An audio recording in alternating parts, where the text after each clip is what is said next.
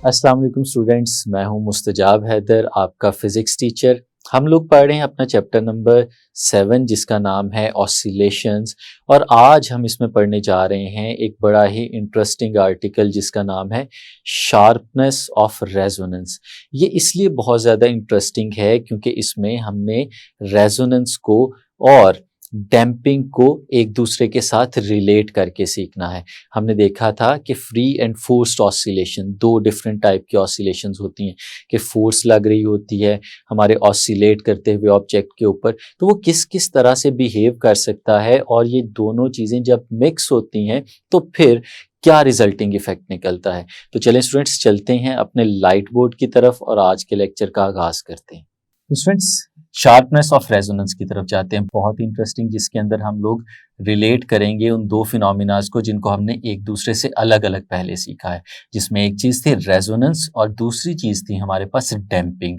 हमने रेजोनेंस देखा था स्टूडेंट, सबसे पहले हमने देखा कि रेजोनेंस क्या होता है कि कोई अगर भी हमारे पास कोई ऐसा ऑब्जेक्ट मौजूद हो जो ऑसिलेट कर रहा है और उस ऑसिलेट करते हुए ऑब्जेक्ट के ऊपर हम लोग पीरियोडिक फोर्स लगाना शुरू करते हैं। और पीरियोडिक फोर्स कुछ इस तरह से लगाएं कि पीरियोडिक फोर्स की जो एप्लीकेशन की फ्रीक्वेंसी है वो हमारे ऑसिलेटर की नेचुरल फ्रीक्वेंसी के साथ मैच कर जाए। तो ऐसा करने से होता क्या था, हमने देखा था कि जब इस तरह का काम होता था तो हमारे ऑसिलेटर का amplitude of vibration gradually increase करता चला जाता था और एम्पलीट्यूड बढ़ता जाता था और जितनी देर तक वो पीरियोडिक फोर्स लगती रहती थी उतनी देर तक उसका एम्पलीट्यूड ऑफ वाइब्रेशन इंक्रीज होता रहता था। और ये एक आइडियल केस हम लोगों ने डिस्कस किया था जिसमें कोई भी डैम्पिंग इफेक्ट मौजूद नहीं था। अब चूंकि हम डैम्पिंग को भी पढ़ चुके हैं, जिसमें हमने सीखा था कि अगर किसी भी ऑब्जेक्ट को जो ऑसिलेट कर रहा हो कोई रेजिस्टिव फोर्स का सामना करना पड़े तो उस रेजिस्टिव फोर्स की वजह से उसका एम्पलीट्यूड ऑफ वाइब्रेशन कम होता चला जाता है। तो दो डिफरेंट चीजें आ गई। एक जगह पे हम लोग क्या कह रहे हैं कि पीरियोडिक फोर्स ऐसे लग रही है कि एम्पलीट्यूड को बढ़ा रही है, और एक जगह पे हम ऐसे कह रहे हैं कि एक फोर्स मौजूद है जो उसके एम्पलीट्यूड को कम करने की कोशिश कर रही है। तो ये डैम्पिंग कहलाता है। अब रेजोनेंस और डैम्पिंग को एक दूसरे के साथ रिलेट करके हम लोग यहाँ पे देखेंगे और शार्पनेस का कॉन्सेप्ट लेके आएंगे। हमने ये सीखा कि अगर हमारे पास कोई एक पेंडुलम मौजूद हो और उसको रूम के अंदर रख दिया जाए और फिर उसको डिस्प्लेस करने के बाद छोड़ें तो वो ऑसिलेट करना शुरू कर देता है और अल्टीमेटली हम देखते हैं कि उसका एम्पलीट्यूड ऑफ वाइब्रेशन जो है वो आहिस्ता आहिस्ता कम होता चला जाता है और अल्टीमेटली वो रुक जाता है। हमने सीखा था ऐसा इसलिए होता है कि उसको जिस रूम के अंदर हम लोगों ने रखा हुआ है वहाँ पे एयर मौजूद है, और जब भी एयर के अंदर कोई भी ऑब्जेक्ट मूव करेगा तो एयर क्योंकि एक फ्लूइड है तो फ्लूइड अपने अंदर मूव करते हुए हर एक ऑब्जेक्ट के ऊपर एक ड्रैग फोर्स अप्लाई करता है जो उसकी मूवमेंट को रोकने की कोशिश करते हैं। तो ये भी हमारे पेंडुलम की मूवमेंट को रोकने की कोशिश करता है और वो रेजिस्टिव फोर्स जो उसे रोकती है वो ड्रैग फोर्स, उसके इफेक्ट की वजह से अल्टीमेटली हमारे पेंडुलम का जो एम्पलीट्यूड ऑफ वाइब्रेशन है वो कम होता चला जाता है और वो रुक जाता है। अब ये डैम्पिंग थी, और रेजोनेंस में हमें पता है कि एम्पलीट्यूड इंक्रीज कर रहा होता है। अब इन दोनों को रिलेट करके देखते हैं। लेट्स सपोज स्टूडेंट्स, हम एक एग्जांपल लेते हैं और उस एग्जांपल से इसको समझने की कोशिश करते हैं। लेट्स सपोज ये एक अरेंजमेंट आपके सामने बना हुआ है और आप याद करें कि ये बिल्कुल उसी तरह का अरेंजमेंट है जिस तरह का हम लोगों ने रेजोनेंस को समझने के लिए यूज किया था। हम देखते हैं कि हमारे पास एक रिजिड सपोर्ट है, ये जो ऊपर हमें नजर आ रही है। इस रिजिड सपोर्ट को हम लोगों ने दो स्ट्रिंग्स को इस रिजिड सपोर्ट के साथ अटैच किया और फिर नीचे एक रॉड जो है उसको इन दो स्ट्रिंग्स के साथ बांध दिया, और फिर नीचे हमने दो तीन स्ट्रिंग्स और लिए और वहां पे हम लोगों ने मैसेज बॉब्स की शक्ल में यहाँ पे उसके साथ लटका दिए। ये हमें तीन पेंडुलम बने हुए नजर आ रहे हैं और इन पेंडुलम्स को हम लोगों ने जिस रॉड के साथ बांधा हुआ है वो रॉड भी सस्पेंडेड है, मतलब ये मूवेबल है, रॉड आगे पीछे मूव कर सकता है क्योंकि रस्सियों के साथ इसे बांधा हुआ है। ये रेजोनेंस को समझने का एक्सपेरिमेंट था।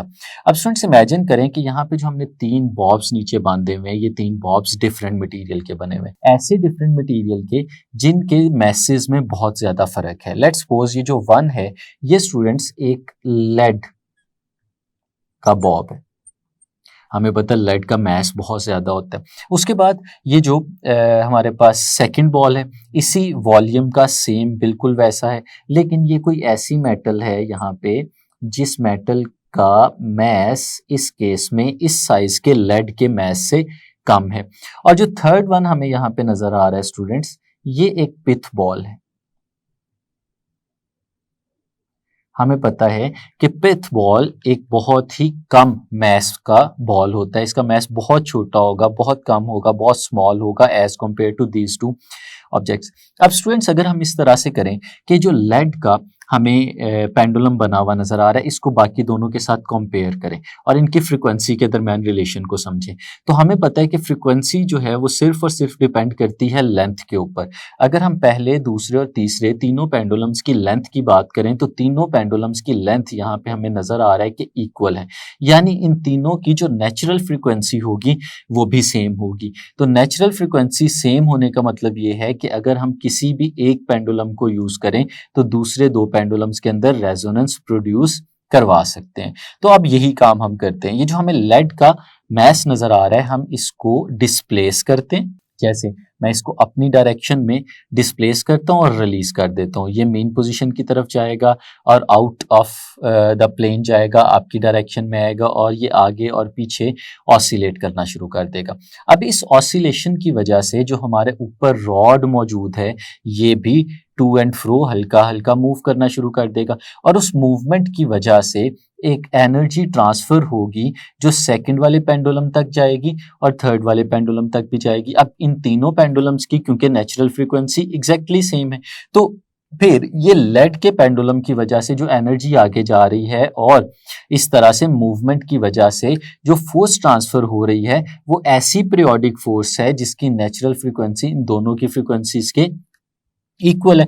तो फिर क्या होगा कि हम देखेंगे कि हमने तो सिर्फ लेड के पेंडुलम को ऑसिलेट कराया था, तो थोड़ा सा टाइम गुजरेगा और हमें नजर आना शुरू हो जाएगा कि लेड के पेंडुलम के साथ साथ ये मेटल वाला पेंडुलम और पिथ बॉल वाला पेंडुलम ये भी ऑसिलेट करना शुरू हो गए हैं। और ये क्यों हो रहे हैं ये तो हम लोग सीख चुके हैं। यहाँ पे हुई है रेजोनेंस, ये रेजोनेंस की वजह से ऑसिलेट हो रहे हैं क्योंकि जो पीरियोडिक फोर्स यहाँ से ट्रांसफर होकर आगे जा रही थी उसकी जो नेचुरल फ्रीक्वेंसी थी वो इन दोनों के एग्जैक्टली इक्वल थी, इस वजह से ऑसिलेशन हो रही थी। लेकिन हमारा टॉपिक ऑसिलेशन नहीं है, हमने एक और चीज ऑब्जर्व करनी है। जब ये चीज हम लोगों ने ये फिनोमिना यहाँ पे देखा तो रेजोनेंस सेकंड पेंडुलम मेटल वाले में भी हुई और पिथ बॉल वाले में भी हुई लेड की पेंडुलम की वजह से, लेकिन दोनों की यहाँ पे रेजोनेंस में हमें एक फर्क नजर आया। वो फर्क क्या था? जो मेटल वाला पेंडुलम था, इस मेटल वाले पेंडुलम का जो एम्पलीट्यूड था रेजोनेंस की वजह से ऑसिलेट करने का वो ज्यादा था और जो पिथ बॉल था उसका जो रेजोनेंस की वजह से ऑसिलेट करने का एम्पलीट्यूड था वो कम था। अब देखें दोनों की फ्रीक्वेंसी सेम है, दोनों पे जो फोर्स लग रही है पीरियोडिक वो भी सेम है। अब एक जो पेंडुलम है वो ज्यादा एम्पलीट्यूड के साथ ऑसिलेट करता है और दूसरा जो है वो कम एम्पलीट्यूड के साथ ऑसिलेट करता है। तो इसकी वजह क्या है? दोनों एक ही इन्वायरमेंट के अंदर मौजूद हैं, एक ही जगह पे पड़े हुए हैं, तो ये डिफरेंस किस वजह से आ रहा है? तो स्टूडेंट्स ये डिफरेंस इस वजह से आ रहा है कि दो चीजें हैं जो यहाँ पे इनके ऊपर लग रही हैं। एक तो है इनकी रिस्टोरिंग फोर्स, हम लोगों ने सीखा था कि पेंडुलम अगर ऑसिलेट कर रहा है तो इसके वेट का एक कंपोनेंट है जो इसकी रिस्टोरिंग फोर्स को यहाँ पे रिप्रेजेंट करता है। तो अब अगर ये रिस्टोरिंग फोर्स देखी जाए तो वो वेट पे डिपेंड कर रही होगी और मेटल का वेट और पिथ बॉल का वेट अगर हम लोग कंपेयर करें तो मेटल का वेट ज्यादा है और पिथ बॉल का वेट कम है। यानी अगर मैं आपसे कहूं कि इन दोनों के केस में रिस्टोरिंग फोर्स किसकी ज्यादा है तो यकीनन मेटल की रिस्टोरिंग फोर्स ज्यादा है और पिथ बॉल की रिस्टोरिंग फोर्स कम है। इसलिए मेटल जो है उसको मेन पोजीशन की तरफ लेके जाने के लिए जो फोर्स अवेलेबल है वो ज्यादा है। और फिर जो दूसरी फोर्स इन दोनों के ऊपर लग रही है वो है रेजिस्टिव फोर्स। और वो रेजिस्टिव फोर्स कहाँ से आ रही है? क्योंकि हम लोगों ने इसको एयर के अंदर रखा हुआ है, अब एयर इसे रोकने की कोशिश कर रही है, इस पे ड्रैग फोर्स लगा रही है। अब वो जो ड्रैग फोर्स इस पे लगा रही है एयर के अंदर मूवमेंट की वजह से, उस ड्रैग फोर्स ने इसे रोकना है। अब वो ड्रैग फोर्स अगर इन दोनों के लिए बराबर हो जाए, यानी मेटल और पिथ दोनों एक ही रूम के अंदर मौजूद हैं, दोनों एक ही इन्वायरमेंट के अंदर पड़े हुए हैं, तो जो अगर दोनों पे लगने वाली जो रेजिस्टिव फोर्स है वो इक्वल हो जाए, तो हमें इन दोनों की एम्पलीट्यूड ऑफ वाइब्रेशन को कंट्रोल करने वाले फैक्टर का फिर पता होना चाहिए। वो फिर इसकी रिस्टोरिंग फोर्स है, क्योंकि रिस्टोरिंग फोर्स इसे वापस लेके जा रही है और रेजिस्टिव फोर्स उसे रोक रही है। और हम लोगों ने पिछले आर्टिकल में ये चीज सीखी थी कि जो डैम्पिंग का इफेक्ट होता है, यानी जो एम्पलीट्यूड को कम करने वाला इफेक्ट होता है, वो बेसिकली डिपेंड कर रहा होता है कि रेजिस्टिव फोर्स और रिस्टोरिंग फोर्स के दरमियान क्या रिलेशन है। अगर रिस्टोरिंग फोर्स हमारे रेजिस्टिव फोर्स से ज्यादा हो जाए तो उस केस में क्या होगा, उस केस में आपका एम्पलीट्यूड ज्यादा हो जाएगा। लेकिन अगर रेजिस्टिव फोर्स ज्यादा हो जाए तो हमने पढ़ा था कि वो हैवी डैम्पिंग हो जाती है, और हैवी डैम्पिंग का मतलब होता है कि बहुत जल्दी हमारा ऑब्जेक्ट मेन पोजीशन पे रुक जाता है। तो इस केस में दोनों की, क्योंकि रेजिस्टिव फोर्स इक्वल है, तो जो चीज डिटरमिन करेगी कि किसका एम्पलीट्यूड ऑफ वाइब्रेशन ज्यादा है वो रिस्टोरिंग फोर्स है। तो जिसकी रिस्टोरिंग फोर्स ज्यादा हुई उसका एम्पलीट्यूड ऑफ वाइब्रेशन भी ज्यादा हो जाएगा। इसीलिए हमें जो मेटल का एम्पलीट्यूड ऑफ वाइब्रेशन है वो ज्यादा नजर आ रहा है और पिथ बॉल का कम नजर आ रहा है। और हम लोग यहाँ पे कह सकते हैं कि ये जो सिनेरियो, जो सिचुएशन हमें नजर आ रही है, इसमें जो मेटल वाला जो पेंडुलम है हमारे पास, वो उतना हाईली डैम्प्ड पेंडुलम नहीं है जितना पिथ बॉल वाला है, क्योंकि पिथ बॉल में रेजिस्टिव फोर्स जो है वो उतनी ही है, लेकिन उसकी जो रिस्टोरिंग फोर्स है वो कम हो गई। तो ये हैवीली डैम्प्ड सिस्टम हो गया, और मेटल वाला जो था उसमें डैम्पिंग लाइट थी, ये लाइटली डैम्प्ड सिस्टम हो गया। इस वजह से हमें ये डिफरेंस इन एम्पलीट्यूड नजर आ रहा है। तो हम लोग फिर कह सकते हैं कि अगर रेजोनेंस हो भी रही हो, तो रेजोनेंस के बावजूद अगर कोई ऑब्जेक्ट ऑसिलेट कर रहा है, तो जरूरी नहीं कि रेजोनेंस पे सारे ऑब्जेक्ट्स की ऑसिलेशन का एम्पलीट्यूड इक्वल हो। जहां पे हैवी डैम्पिंग होगी वहां पे हमारे पास जो एम्पलीट्यूड है वो कम हो जाएगा, और जहां पे लो डैम्पिंग होगी वहां पे एम्पलीट्यूड ज्यादा हो जाएगा। तो अगर हम एक ग्राफ प्लॉट करें, जिस ग्राफ में हम दो चीजों को एक दूसरे के साथ रिलेट करके देखें, हम फ्रीक्वेंसी को देखें और फ्रीक्वेंसी के साथ एम्पलीट्यूड को देखें। लेट्स सपोज हमारे पास यहाँ पे फ्रीक्वेंसी है, एक्स एक्सिस के ऊपर हम लोग ले लेते हैं फ्रीक्वेंसी, जो लेफ्ट से राइट की तरफ जाते हुए इंक्रीज करती है। और यहाँ पे स्टूडेंट्स हम लोगों ने एक वर्टिकल लाइन जो यहाँ पे लगाई हुई है। लेट्स सपोज स्टूडेंट हमारे पास एक ऐसा सिस्टम है जिस सिस्टम में ये वाली जो फ्रीक्वेंसी है ये ड्राइविंग फ्रीक्वेंसी है।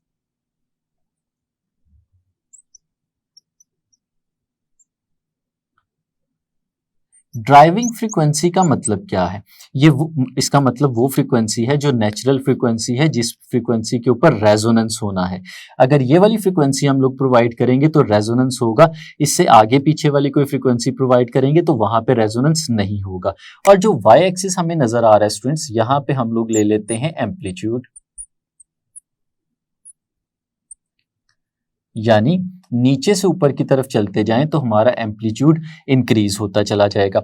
अब स्टूडेंट्स अगर एक ही ड्राइविंग फ्रीक्वेंसी की बात करें और उसी फ्रीक्वेंसी पे हम मेटल और पिथ बॉल दोनों का एनालिसिस करें, तो हम लोगों ने ये चीज देखी कि जो मेटल है उसका एम्पलीट्यूड रेजोनेंस फ्रीक्वेंसी के ऊपर, ड्राइविंग फ्रीक्वेंसी के ऊपर ज्यादा होगा, और जो पिथ बॉल है उसका कम होगा। तो हम लोग ऐसे कह सकते हैं कि अगर इसी फ्रीक्वेंसी के ऊपर इन दोनों का कंपैरिजन किया जाए, तो लेट्स सपोज ये हमारे पास जो एम्पलीट्यूड है जिसको मैंने यहाँ पे रिप्रेजेंट किया, ये एम्पलीट्यूड रिप्रेजेंट कर रहा है पिथ बॉल को।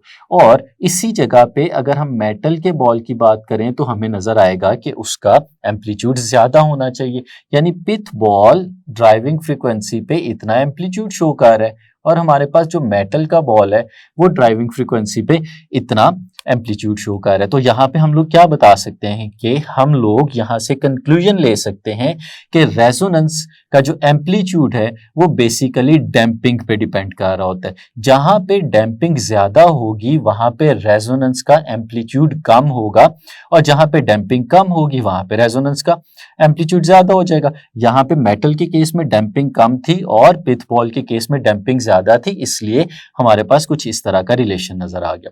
तो स्टूडेंट्स ये तो था पहला हिस्सा कि जब हम लोगों ने रिलेट किया कि डैम्पिंग और रेजोनेंस का एक दूसरे के साथ क्या रिलेशन होता है।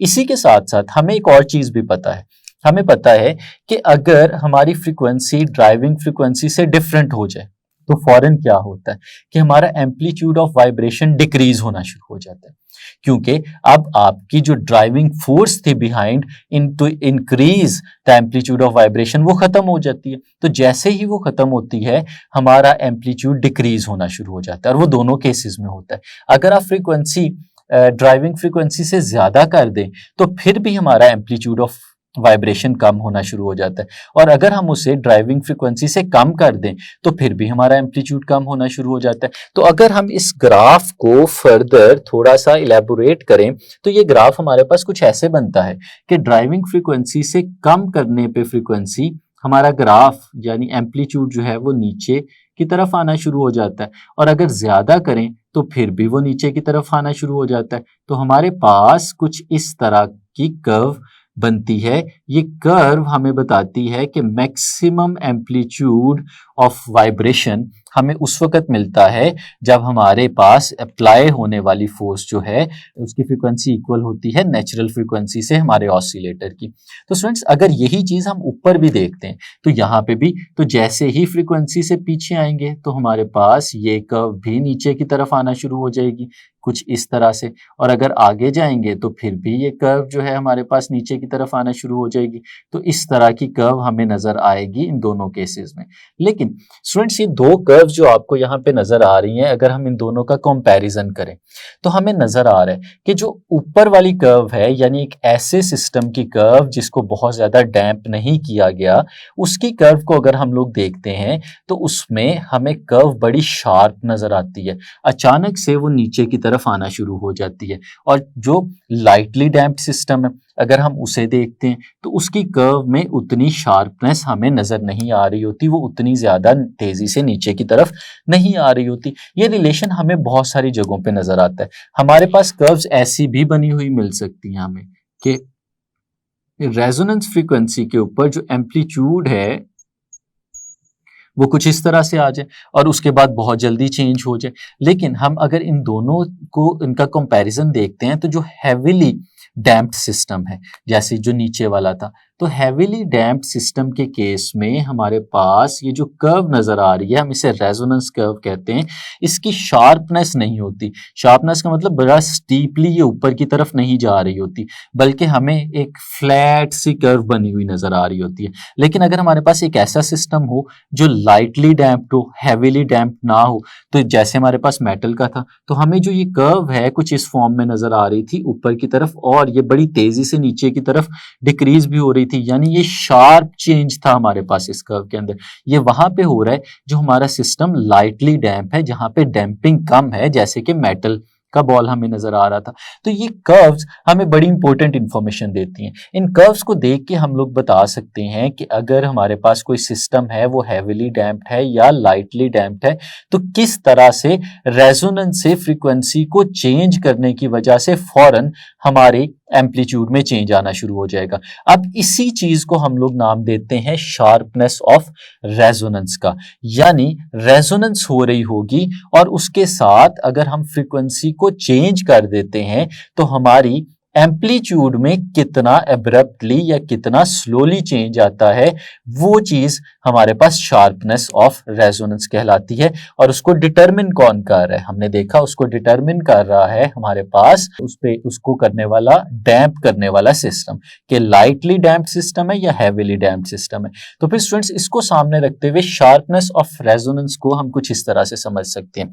आपके सामने एक स्टेटमेंट लिखी हुई है, it is the representation of sharpness of resonance, the depletion of an oscillating wave, depletion of an oscillating wave with respect to time के साथ उसकी वेव में चेंज आना is called the sharpness of resonance. कि जैसे जैसे हम लोग देखें कि टाइम के साथ अगर हम फ्रीक्वेंसी को चेंज करते चले जाएं और फ्रीक्वेंसी के चेंज होने की वजह से जो उसकी फ्लैटनेस या उसकी शार्पनेस में चेंज आ रहा होता है, हम इस बेसिक चेंज को हम लोग कहते हैं शार्पनेस ऑफ रेजोनेंस। और स्टूडेंट्स इसमें एक और बड़ी इंपॉर्टेंट चीज़ है जिसको हमें जहन में रखना है कि हमारे पास जो शार्पनेस है इससे हमें एनर्जी का भी पता चल रहा है कि जितनी ज़्यादा एनर्जी लॉस हो रही होगी उतनी ही हमें जो शार्पनेस है वो भी नज़र आ रही होगी। कि अगर हम ये कहें कि एनर्जी लॉस जो है वो ज़्यादा हो रहा है, तो एनर्जी लॉस ज़्यादा होने का क्या मतलब होता है कि हमारे पास जो सिस्टम है वो बड़ा डैम्प्ड सिस्टम है, उसमें डैम्पिंग बहुत ज़्यादा हो रही है। और अगर यही काम हमारे पास हो रहा हो लाइटली डैम्प सिस्टम के अंदर, तो हमें फिर वो शार्पनेस के बारे में वहाँ से भी पता चल जाएगा। कि देखें, अगर हमारे पास मेटल का बॉल था, तो मेटल के बॉल के केस में हमने कहा कि ये लाइटली डैम्प्ड सिस्टम है, तो लाइटली डैम्प्ड सिस्टम में हमने देखा कि शार्पनेस जो थी वो ज़्यादा नज़र आ रही थी, और जो हैवीली डैम्प्ड सिस्टम था उसमें हमें शार्पनेस कम नज़र आ रही थी। तो अगर हमें शार्पनेस पता चल जाए तो हम ये भी बता सकते हैं कि जो एनर्जी डिसिपेशन है वो भी कम हो रही है या ज़्यादा हो रही है। तो स्टूडेंट्स, ये था हमारा आज का आर्टिकल शार्पनेस ऑफ रेजोनेंस। यकीनन आपको अच्छे से समझ आया होगा और आपने बड़े इंटरेस्टिंग फिनोमिना को बहुत अच्छे से अंडरस्टैंड कर लिया होगा। नेक्स्ट लेक्चर में मिलेंगे, तब तक के लिए इजाज़त दीजिए। अल्लाह हाफिज़।